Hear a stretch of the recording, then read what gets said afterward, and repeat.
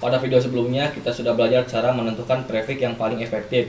Nah, di sini saya sudah gambarkan lagi bahwa kita punya 100 PC, dan dari hasil perhitungan yang sudah kita lakukan pada video sebelumnya, bahwa untuk 100 PC itu prefix yang paling efektif untuk digunakan adalah /25. Nah, di sini selanjutnya kita akan belajar menentukan IP address yang akan kita gunakan. Di video sebelumnya juga saya sudah menjelaskan IP public dan IP private. Yang perlu teman-teman ingat bahwa di jaringan lokal atau LAN, pastikan teman-teman menggunakan IP private. Di sini saya juga menjelaskan ada 3 range IP address yang kita bisa gunakan. Nah, dalam hal ini kita bebas pakai range yang manapun, mau yang 10 atau 172.16 atau 172 atau 192.168.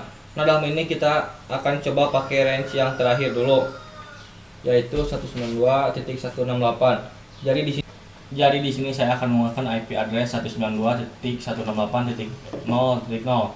Nah, ingat nanti yang perlu kita perhatikan itu hanya angka terakhirnya aja. 3 angka di awal kita abaikan dulu.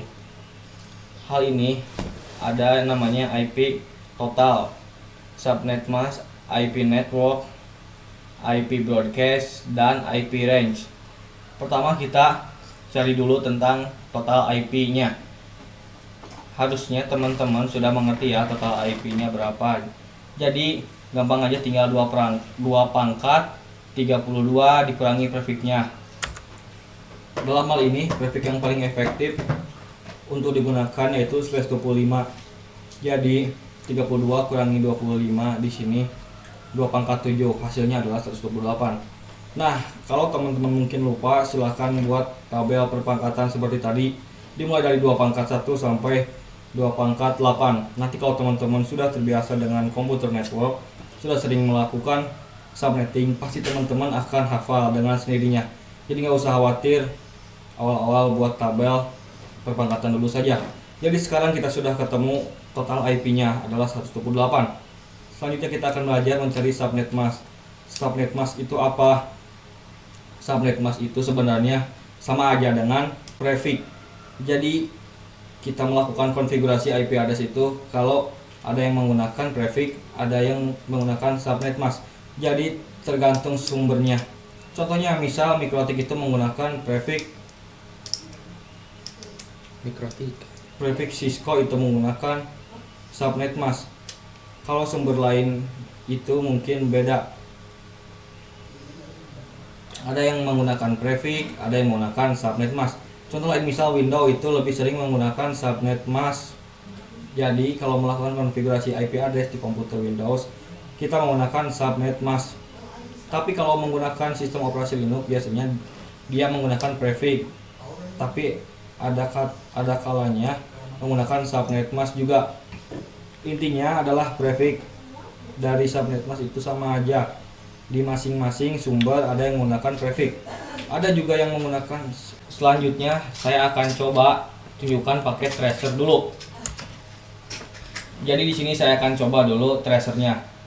Nah, kemarin kita punya PC di sini yang sudah dikonfigurasikan IP address. Kita akan cek lagi ke PC 0. Misal kita masuk ke bagian desktop, kemudian IP configured.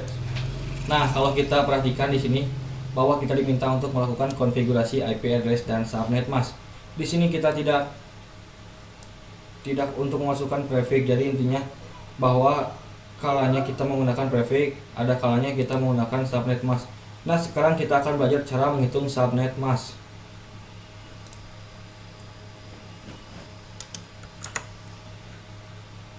Subnet masknya berapa kita akan coba hitung. Caranya adalah 256 dikurangi total IP. Dalam hal ini 256 dikurangi 128. Karena tadi untuk /25 total IP-nya 128. Jadi 256 dikurangi 128 itu hasilnya adalah 128 juga ya. Nah, selanjutnya di tracer tadi penulisnya 4 bagian juga. 255.255.255.0. Subnet masknya kita akan coba hitung. Caranya adalah 256 dikurangi total IP. Dalam hal ini 256 dikurangi 128, karena tadi untuk 25, total IP-nya 128. Jadi 256 dikurangi 128 itu hasilnya 128 juga. Nah, selanjutnya di tracer ini tadi penulisannya 4 bagian juga.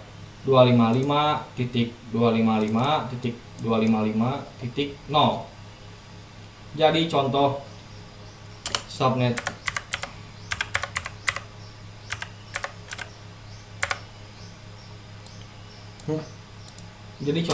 masknya adalah 255.255.255.0.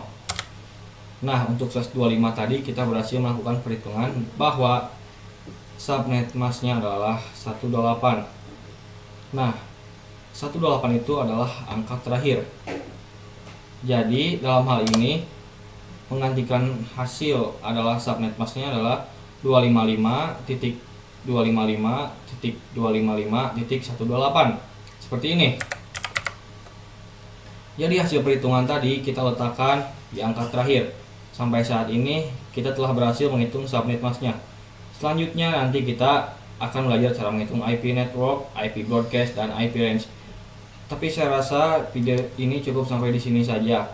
Kita akan bahas di video berikutnya.